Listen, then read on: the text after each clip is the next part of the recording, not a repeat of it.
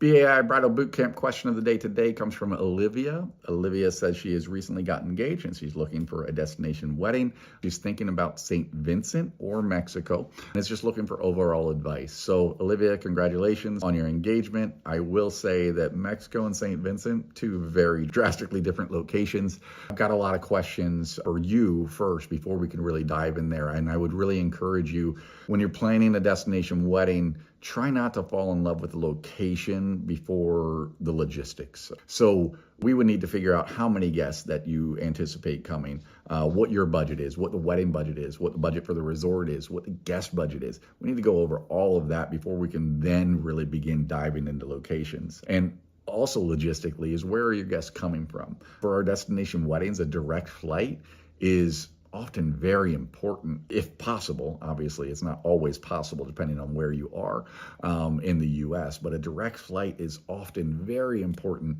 factor to consider as well. You really want to pick a location that has a direct flight, because for most destination weddings, most guests are only coming 3 to 4 nights on average. Although when you're planning it, you're probably thinking of, like, this is going to be a vacation. I'm going to stay 7 nights, and that's totally fine. A lot of our couples stay longer than that.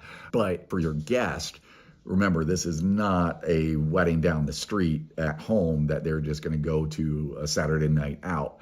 This is a much bigger ask for your guests. So we're asking your guests to spend their hard-earned money. We're asking your guests to take time off work and come on a quick vacation to your wedding. So when you take that into consideration, having a location with a direct flight is often very important, because if I've got to travel on a layover and now my travel day is 8 hours of travel as opposed to 3 hours of travel or 4 hours of travel, that is a significant difference in my experience as a guest attending this wedding. And if I'm only staying 3 nights and 2 of those days are full of 8-hour travel days, it's going to be a very long trip for me. So that's just one of the factors that you want to consider. There's a lot more factors as well. I'm sorry if this isn't too helpful yet, but this is really a perfect example of what we do as destination wedding specialists, diving in with our clients on a consultation call, which is free, of course. All of our services are completely free. This is what we do all day, every day.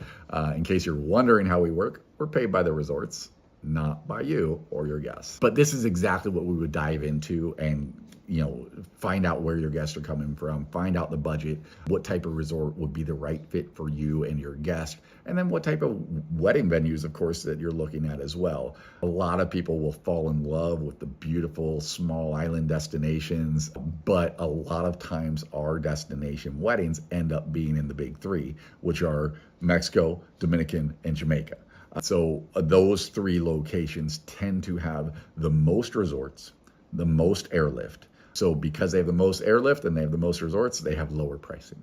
So smaller destinations, some destinations of 1 flight a day coming in from the US, and there's only so many resorts there as well. So a lot less supply, which can drive up pricing for your guests. So one thing to consider, of many, but feel free to chat with us more on a free consultation call. Go ahead to beallinclusive.net and schedule yours today.